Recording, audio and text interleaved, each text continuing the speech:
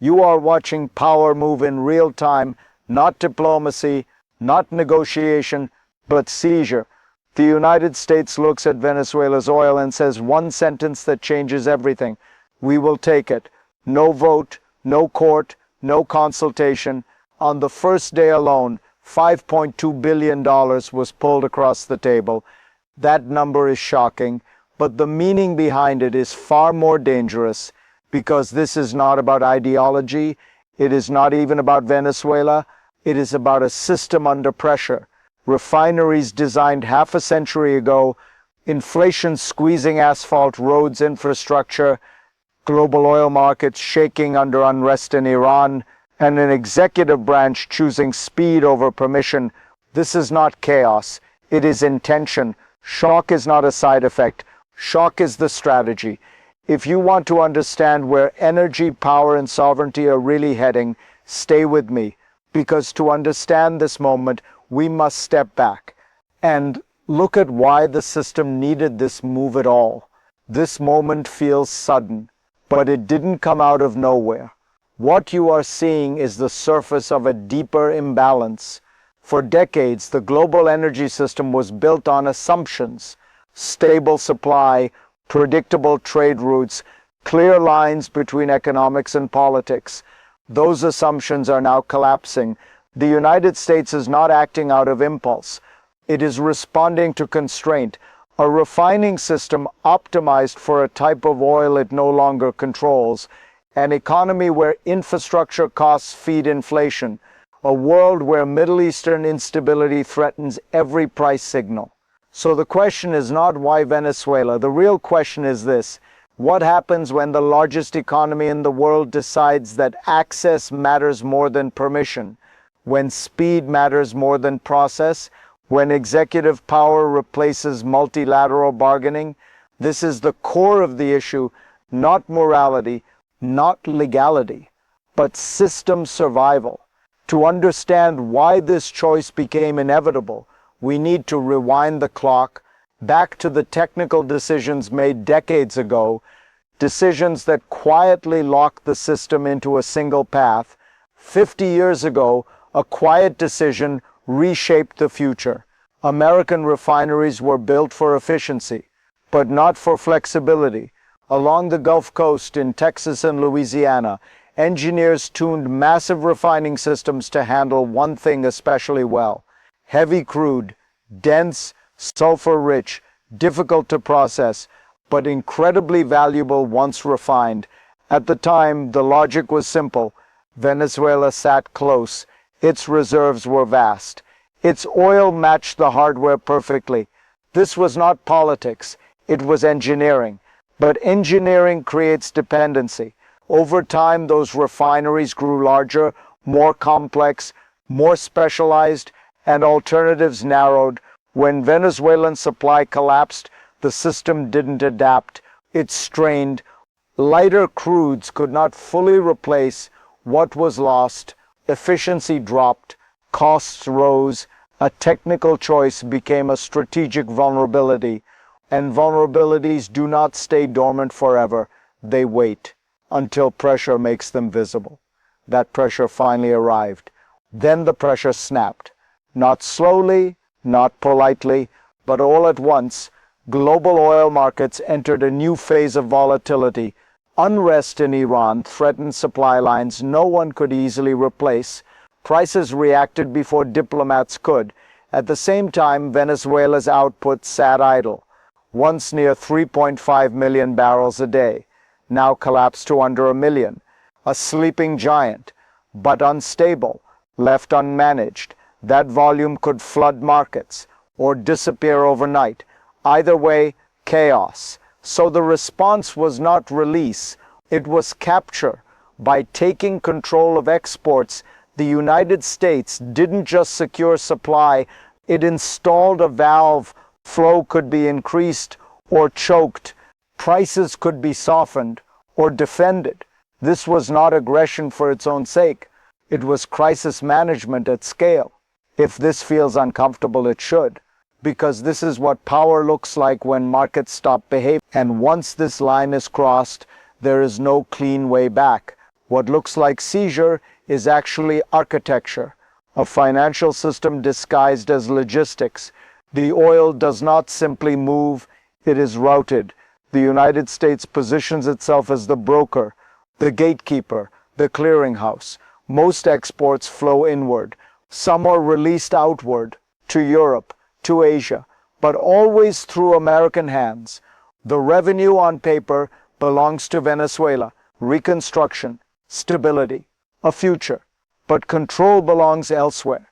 Sales, shipping, timing, this is custodial power, not ownership, something more precise. By managing the flow of money in barrels, autonomy quietly dissolves. The regime loses leverage without a single sanction being announced. The oil trade becomes dollarized, supervised, predictable. To markets, this looks like order. To systems, it is domination without occupation. And once a system learns this trick, it rarely forgets it. Then, just as the system starts to stabilize, a new crisis looms. In Venezuela, unrest builds. A fractured country, a fractured people. The oil infrastructure remains fragile, a lifeline hanging by a thread. Production is rebounding, but not at the scale needed. To fully restore Venezuelan output requires massive capital, and fast. Here, the U.S. again holds the cards. In the coming months, the U.S. will push not only to manage the oil flow, but to rebuild the system that collapsed. This is where it gets dangerous. Too little investment, and Venezuela stays broken. Too much, and the U.S. becomes too exposed. The question isn't just who controls the oil, but how much risk the U.S. is willing to absorb. This is the moment when everything could shift. The key players are at the table. U.S. executives, oil giants, and the future of a nation. Will the U.S. commit the necessary resources, or will it back away as another crisis unfolds? Every move from here on out will determine not just Venezuela's future, but the next phase of the energy empire. But there is a far more immediate consequence, because all of this, the politics, the power, the infrastructure, affects people. In Venezuela, the collapse of the oil sector was more than an economic disaster. It was a human one. Millions fled, seeking safety, jobs, opportunity. They left behind families, homes, futures, and yet, even as the U.S. brokers its control over the resources, a new hope stirs. With investment, with jobs, with the promise of reconstruction, people are watching, but it's not just about oil, it's about a future, a chance to return home. What if the U.S. could help reverse the migration tide? What if the very resource that drove families to leave could be the force that pulls them back? The hope of a stable job market could change everything. This isn't just a policy shift, this is an emotional pivot, an opportunity to rebuild lives, to fix the human cost of disaster, and that is where it all starts to connect. The geopolitical, the economic, the personal. The U.S. strategy doesn't stop at Venezuela's borders. It is a move with global repercussions. Venezuela's oil is not just fuel for the American engine. It is a lever in the world's geopolitical balance. By controlling this flow, the U.S. can push the market in its direction, away from the influence of Russia, China, and Iran. This is not just about securing oil. It's about controlling the future of global energy markets. The more Venezuela produces, the more leverage the U.S. holds, the less that other powers can use Venezuela as a strategic ally. The U.S. has inserted itself as the dominant player in the Western Hemisphere. The Monroe Doctrine isn't just rhetoric, it's financial control.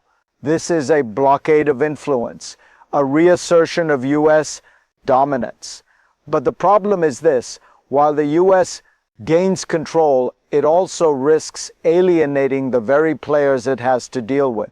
And those risks might not be visible yet, but they are coming. The consequences of all this, the full effect, will take years to play out. The future of this strategy hinges on three potential outcomes: good, medium, and bad. First, the optimistic scenario. Venezuela stabilizes, oil production ramps up. The U.S. continues to control the flow, ensuring steady revenue and avoiding global shocks. Infrastructure rebuilds, and the country begins its long road back. Migration slows, and the crisis of the last decade starts to reverse. In this scenario, the U.S. wins big. Energy prices stabilize, domestic inflation lowers, and global influence shifts firmly toward Washington.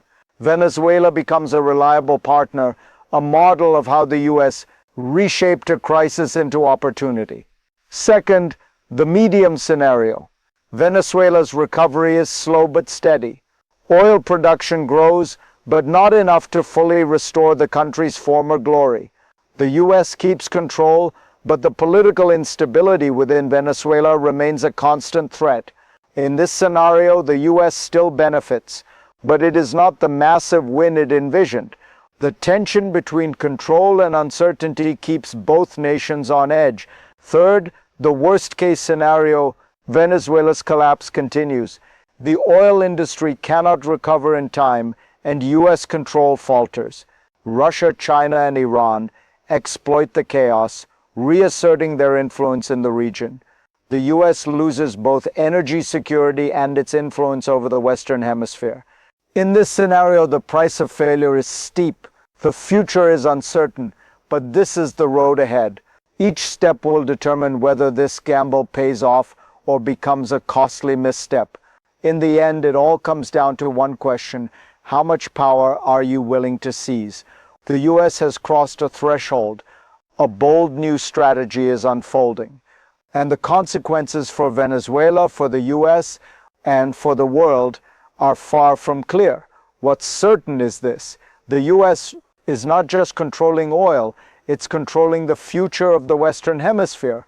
From energy markets to global politics, every decision made in this moment will reverberate for decades. The stakes are high, the risks are immense, and the outcomes still uncertain. But one thing is clear: this is no longer a question of diplomacy. It's a question of power, and the U.S. is playing for all of it. Stay tuned, because the next phase of this geopolitical game is just beginning.